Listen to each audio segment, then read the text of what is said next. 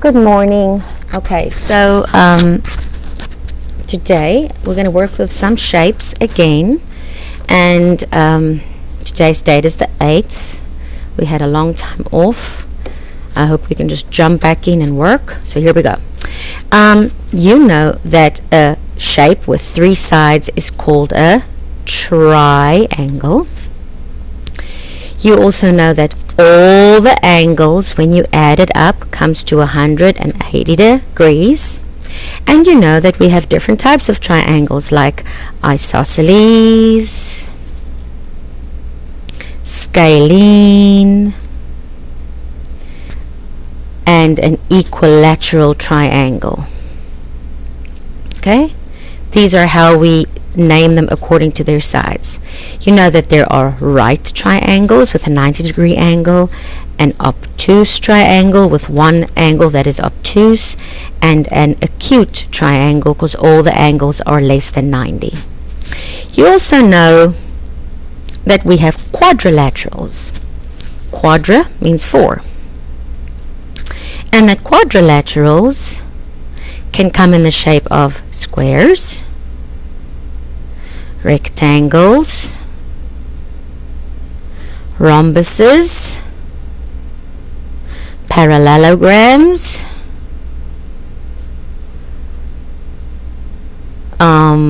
kites, diamonds, trapezoids. And that quadrilaterals, if I add up all the angles, it gives me 360 degrees. Okay, today I'm going to talk to you about things that are congruent. Now, congruent literally means that two shapes are exactly the same. Exactly the same. So what does that mean? It means that I can take two shapes, like a triangle, and go a little bit up, a little bit skew, and over.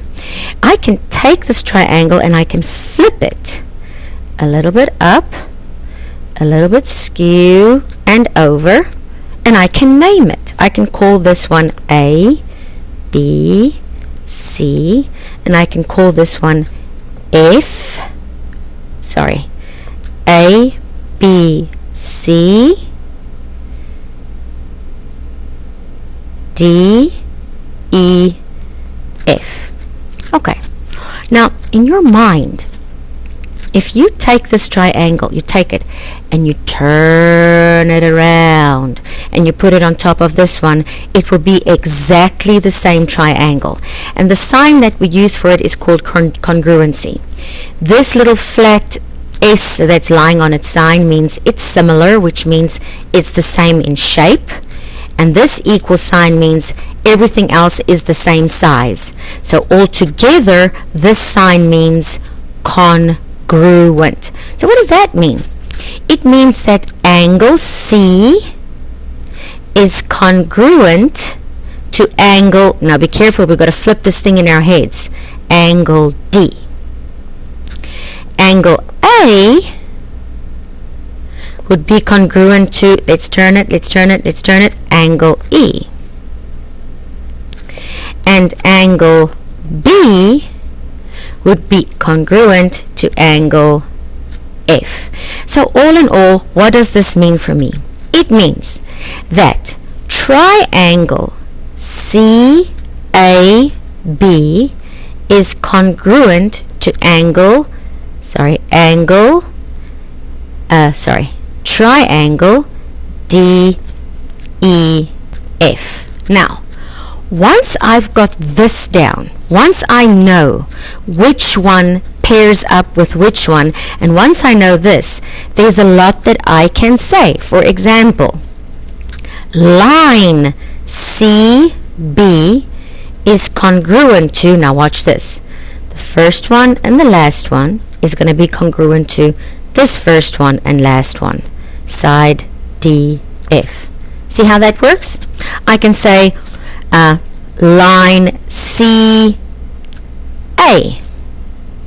is congruent to CA, the first two, to the first two here. Line DE. I can say line BA. BA is equal to line FE. And I can make all these assumptions because I know that triangle CAB is congruent to triangle DEF. The most difficult thing was to take it and to turn it around in our minds so that it fits nicely on top of each other. Okay? That in a nutshell is your new work. Old work that I want to go over with you is the following. Keep taking notes. Keep taking notes. Is the following. A 90-degree angle looks like this, and I know it because there's a little box. I can split it up and I can say, oh, this is 30 degrees, so how much is that? Since all of this is 90, I will go like this. 90 minus 30 equals 60. So my missing angle is 60. I can take this a step further and I can go like this. An x, a 2x, and a 3x, and I can ask you, how big is each angle? Now we know that this is a 90-degree angle, so when I add up these three, it should give me 90. So what I'll do is I'll go x plus 2x plus 3x equals 90. So what is x?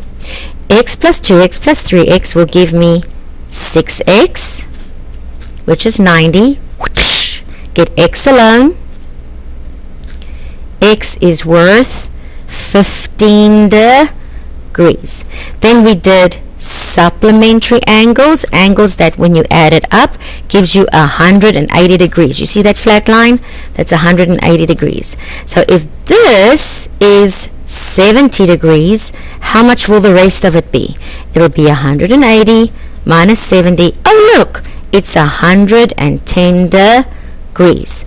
Or I can have my teacher ask me for this and say, this is x, this is 2x,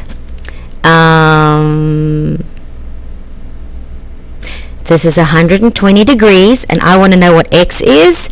Then I know that all of this together must give me 180. So I go x plus 2x plus 120 should give me 180. Add up my x's, that is 3x plus 120 equals 180, and look at that.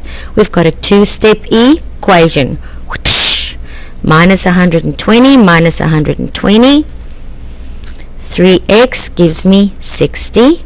Divided by 3, divided by 3. Look, x is worth 20. Just come back up here for a second. Do you see these two angles that stand right? Also say that they are adjacent angles. Look at this. 3x is adjacent to 2x. 2x is adjacent to x. But x is not adjacent to 3x. Does that make sense? Okay. So let's go back then to vertical angles. Vertical angles are always congruent. They are exactly the same. So if I have two lines and I have this angle is 50 degrees and I say this angle is x plus 20, then what I'm actually saying is that this is right opposite the 50 is going to be 50. X plus 20 needs to be the same. Why? Because 50 and x plus 20 are vertical angles. So I can do this. X plus 20 should be 50 minus 20 minus 20, right? So x turned out to be 30. Those are vertical angles. I can take it a step further and I can say, you know what? This 50 is adjacent to this angle. And this 50 and this angle sits on a 180 degree line. So 50 plus how much will be 180? Let's see. 180 minus 50 equals 130 degrees. Yay! So now I know this is 130 degrees. And this 130 stands vertically opposite this angle. So this angle should also be 130.